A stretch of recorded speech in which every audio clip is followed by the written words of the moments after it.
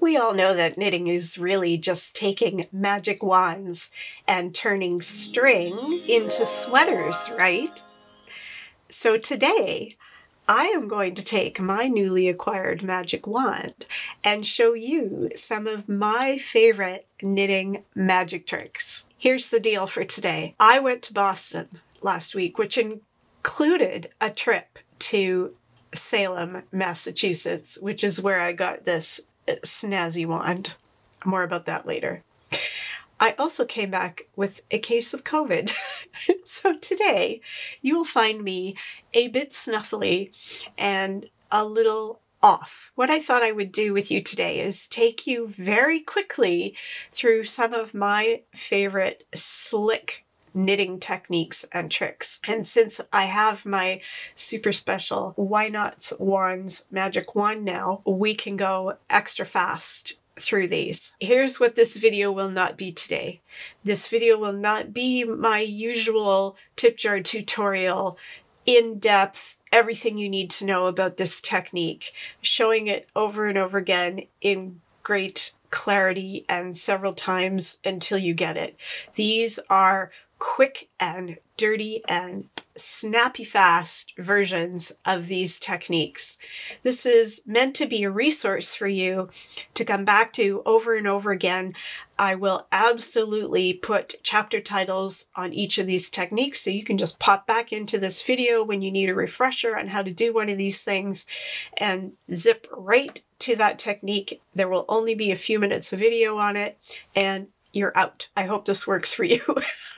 If it doesn't, I guarantee that there are people who have done long and in-depth videos on these very techniques.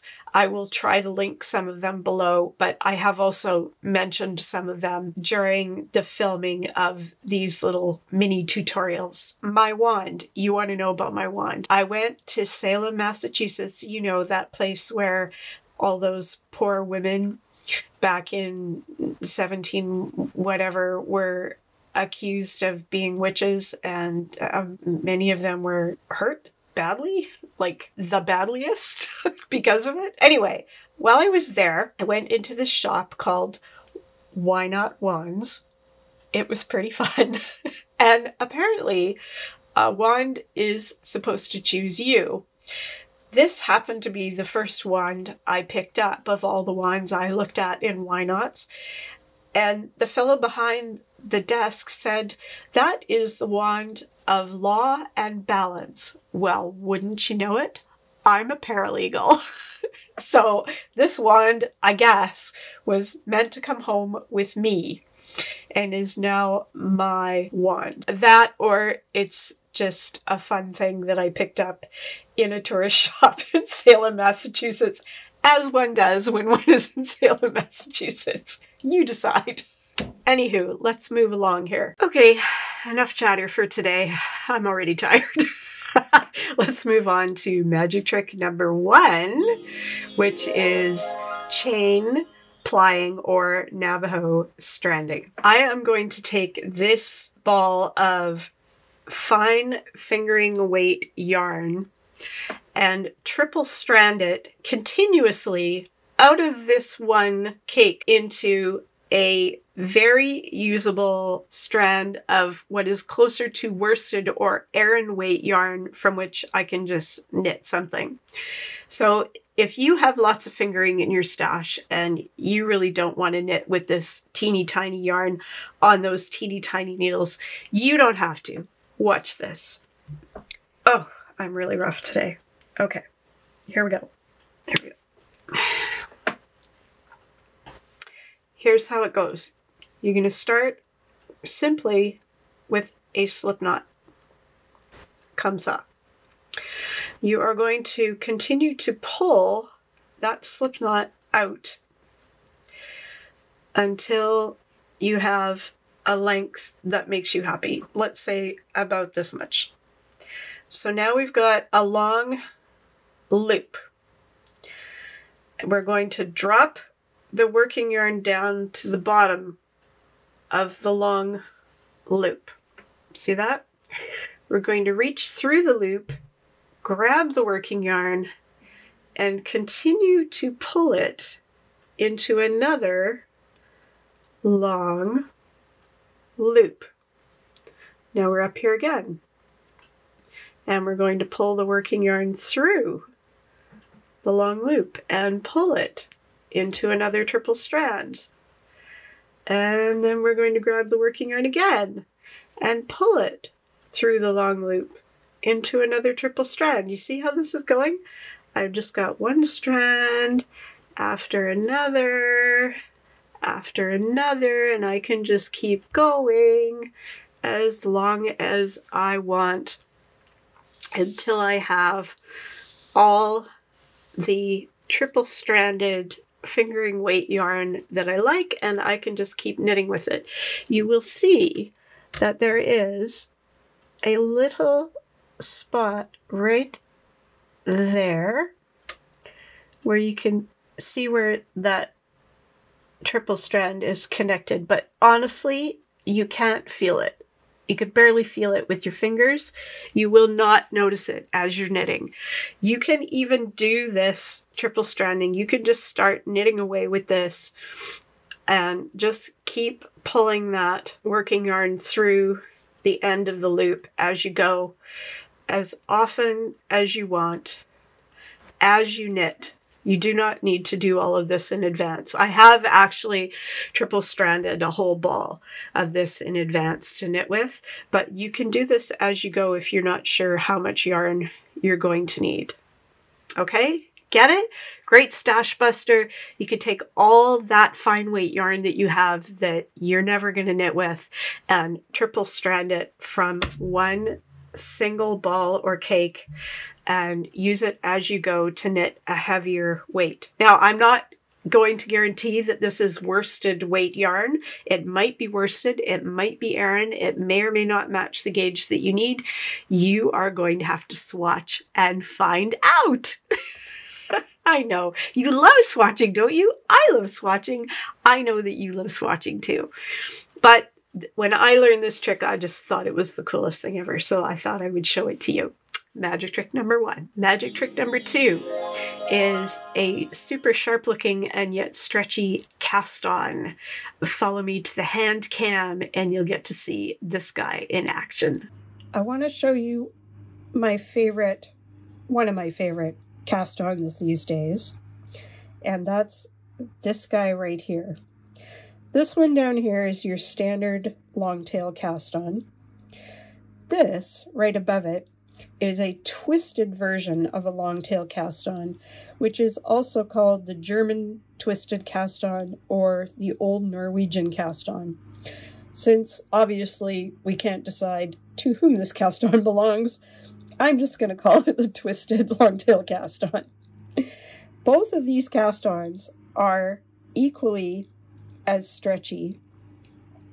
I find that this twisted cast on looks a little tidier to me than this one. If you look at this at the edge from here, you can see the chain of the long tail there, and you can see how the twist in this one just gives us a little tighter, kind of ropier looking edge. I just think it looks a little more polished, in my opinion. Do you want to see how to do it? Sure you do. Let me show you. Start as you always would with a tail. The fastest way to figure out how much tail you're going to need is do 12 or 13 wraps. Twisted cast-ons take a little bit more yarn than your standard long tail. So this trick of 1, 2, 3, 4, 5, 6, 7, 8, 9, 10. You normally do 10 wraps for 10 stitches. 11, 12, 13. Just give yourself a few more wraps from there to there, there to there is going to be for 10 stitches. If I want to do 20, I'm going to double that. And then I can do my slip knot. And off we go.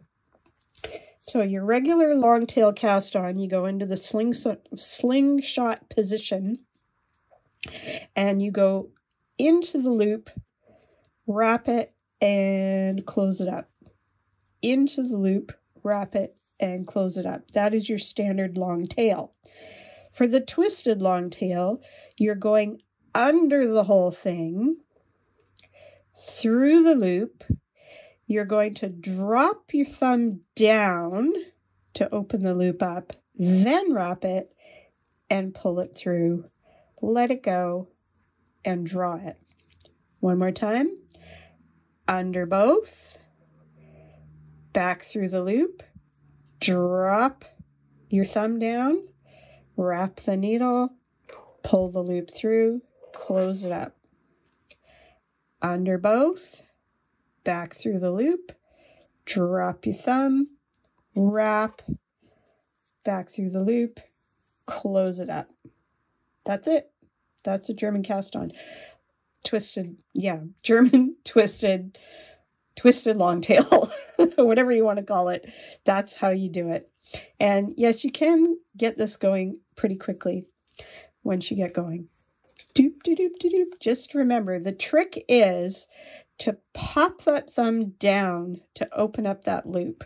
That makes it much easier to get back through that loop after doing the twist.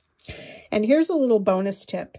You know how when you're doing long tail, the tail tends to twist quite a bit as you go and get all spinny and weird.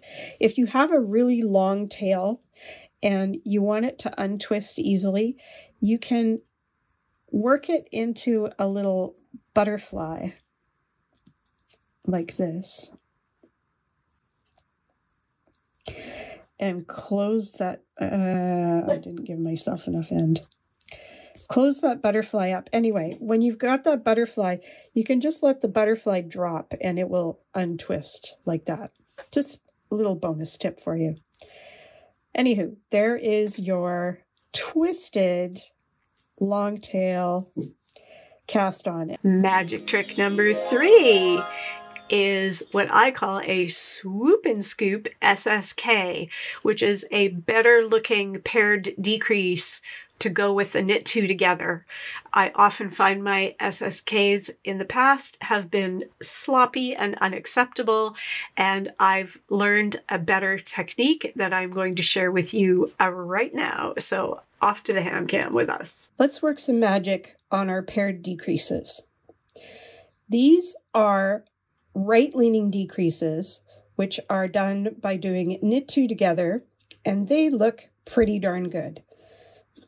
These are left-leaning decreases, which are done doing an SSK, or slip-slip knit, and the bottom ones here, which are done using the regular SSK method, look kind of sloppy and weird, and the top ones up here, from here up, look pretty darn good. If I cover that up and look, you can see they actually look like pretty good looking paired decreases. They look the same on both sides. Down here, they do not look the same on both sides. I'm just going to say this. If you can't tell the difference between how sloppy these ones are down here and how good looking these ones are up there, congratulations. This is not going to bother you like it bothers me, and you can go ahead and just skip right on to the next magic trick. However, if this does bother you, if you don't like the look of your slip-slip knits and you'd rather they look like this, I'll show you how to do it. First of all, I'm going to show you what a regular slip-slip knit is. And a regular, oh, hang on, let me remount these stitches. They got, one of them anyway, got mismounted. Okay. Regular mounted, Western mounted stitches with the leading leg in the front. A regular slip-slip knit is this: slip, slip, and knit together. Go figure, okay? Doing that leaves kind of a sloppy stitch on the top, especially after you work the second row. So let's do a better one. And what I'm about to show you is something I learned from Lyons. She calls it a one-move SSK. I kind of like to call it a swoop and scoop. So here's how it goes. We are not going to slip anything. We are going to swoop into the first stitch as if to knit. We are going to scoop the back of the second stitch, and we are going to wrap the needle, and we are going to pull the loop through both stitches. Drop the first stitch off the tip of the left needle and give the left needle a tug. Did you see how I pulled up the slack in that top stitch right there? And then you can drop the second stitch and move on. And you'll see what a nice, neat, tidy SSK that made. Do you want to see it one more time? One more time. Here goes. Let's put this stitch back the way it goes. Okay, so we come up to the stitch, swoop into the first stitch as if to knit, scoop the back of the second stitch, wrap, and pull the loop through both stitches, drop the first stitch off the left needle, tug the second stitch, and you're done. That's it. And magic trick number 4. See this? This is a cable needle. You know what? You don't need this. Go to the hand cam and check it out. Tool-free cables. See this? Cable needle? You don't need it. Bye. Here we go.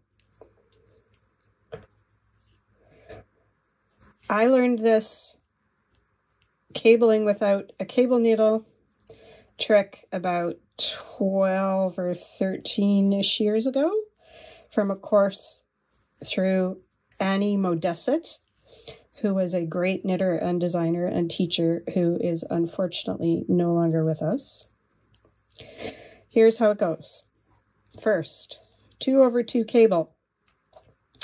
And the first thing I want to do is I'm going to put these 2 stitches on top of those 2 stitches.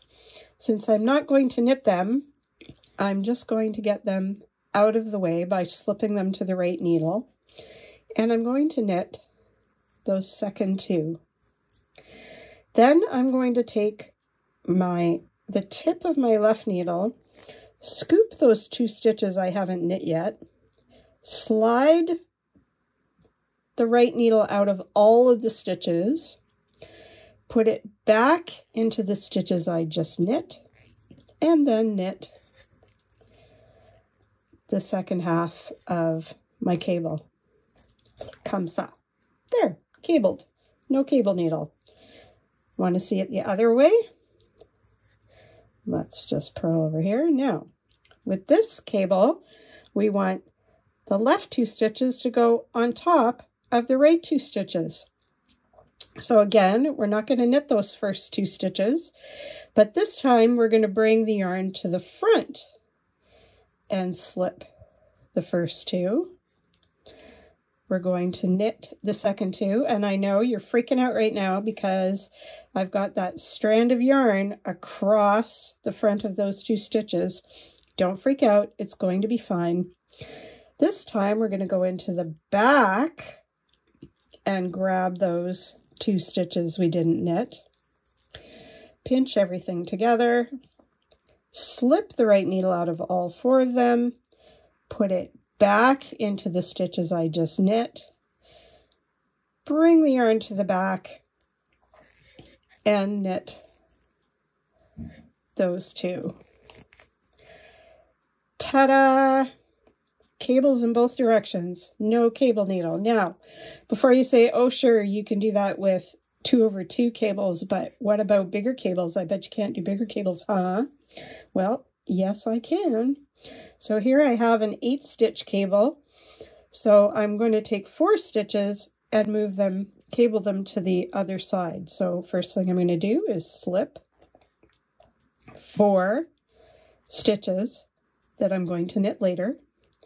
I'm going to knit the second half of that cable right now. Then I'm going to put the tip of my lovely sharp signature needles into those 4 stitches that I slipped. This is the scary part, right? This is going to be 8 stitches off the needle right here. So just use your thumb and forefinger and pinch to make sure nothing moves. It's not going anywhere, I promise. Pull the right needle out of all of them. Before anything can move, put the right needle back into the 4 you just knit. And then pivot. And we're going to knit the second half of this cable. And for some reason, I'm a little bit tight right now because I think my hands are sweaty for some reason. Oh my goodness. Okay, got the idea? So yes, you can do little cables with no needle and big cables with no needle. Watch this as many times as you need to. There's nothing else to it. If you want more detail about cabling without a cable needle, there are lots of videos out there. Lots and lots and lots. I'll bet Nimble Needles Norman has a good one on it. Go check it out. But really, all you need is this. Just keep rewinding and watching until you pick it up. And finally for today, magic trick number 5. This is a better way to speed swatch.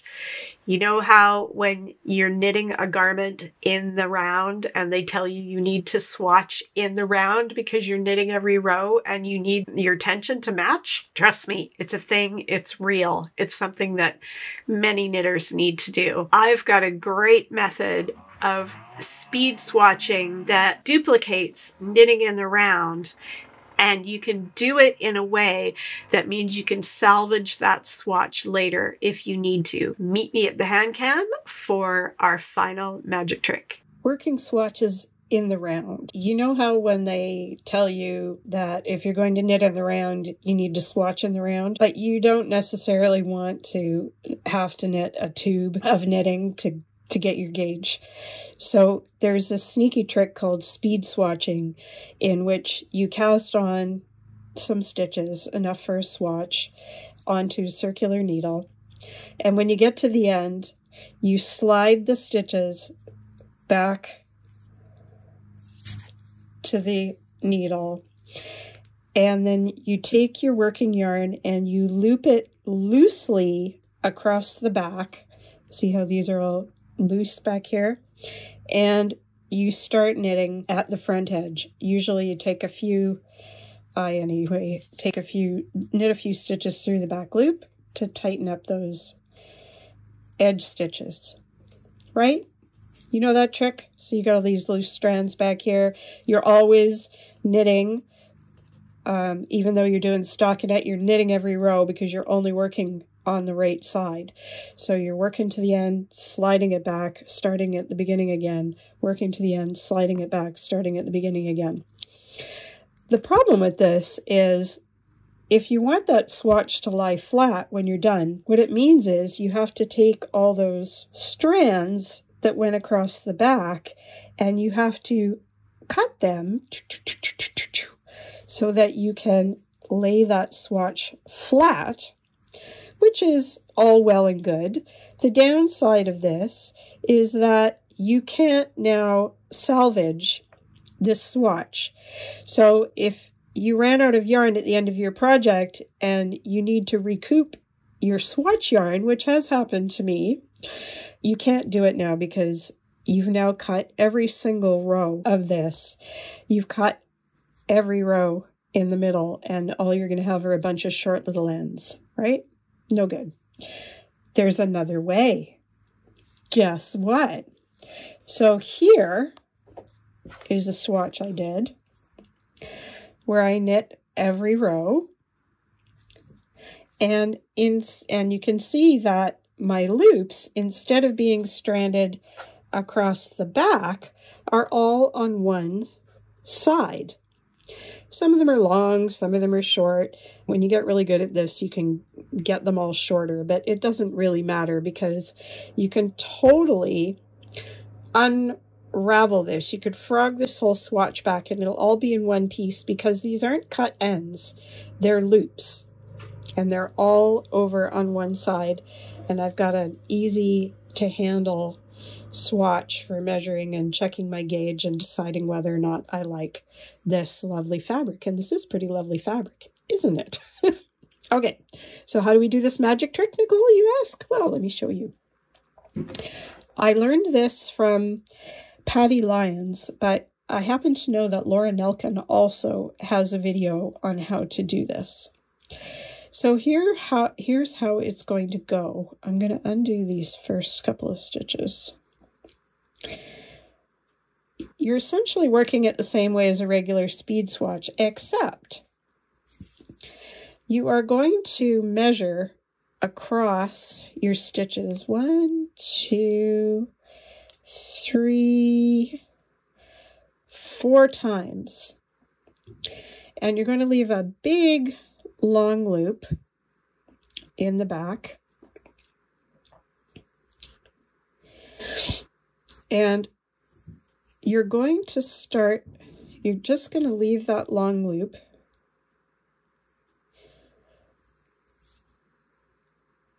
And you're going to start knitting.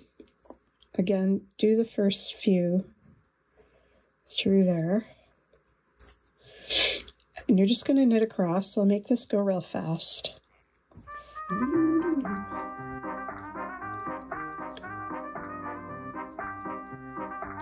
And through the back loop, through the back loop. Then you're going to slide back, just like you normally would. Only now you're going to take the loop and you're going to knit back with the loop. First few stitches through the back loop, and then knit across.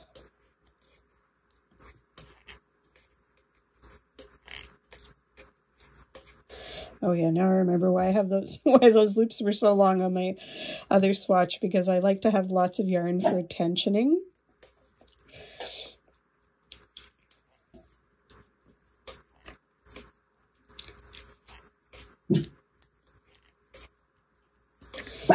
Yeah, thank you, Oscar. That's enough.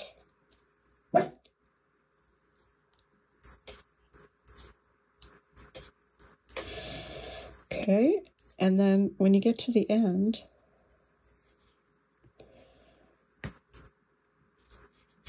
you're going to knit through the back of those last 2 stitches. And then what have I got left over here? A little loop. Then I'm going to slide it back to the other end. I'm going to repeat, measuring 1, 2, 3, 4 times. Back to the beginning.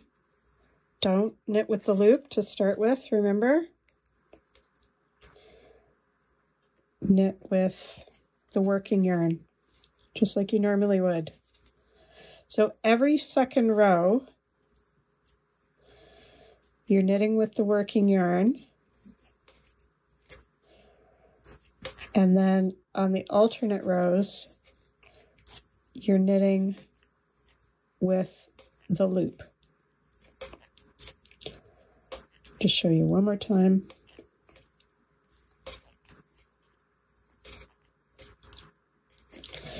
You can find this, again, you can find this in Laura Nelkin's video,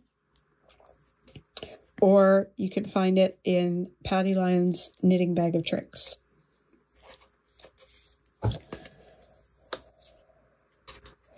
Or you could just watch this video 100 times until you get it. Now here's the loop. Now I'm going to knit the next row with the loop.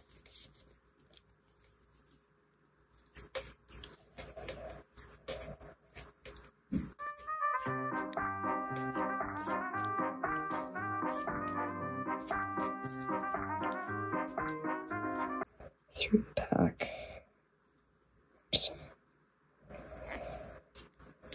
Ooh, one more through the back. And whoa, I didn't leave myself much. Okay, tiny little loop. All right, you get the idea? So you're doing this speed swatch, but nothing dragging across the back to keep you from undoing it. Nothing you have to cut, and nothing to keep you from undoing it later to salvage the yarn if you need to. Pretty cool, hey? Magic. And there you have it, folks. That is the end of today's magic show. I hope you enjoyed it. If you want to check out more of my tutorials, there is a playlist of all my tip jar tutorials right down here. You can go check that out and find one that's going to apply to what you are working on right now to make you a better knitter. Keep those needles clicking, and I will see you next week, hopefully by then free of this froggy, virusy yuckiness. Say goodbye, Oscar. Goodbye, everyone.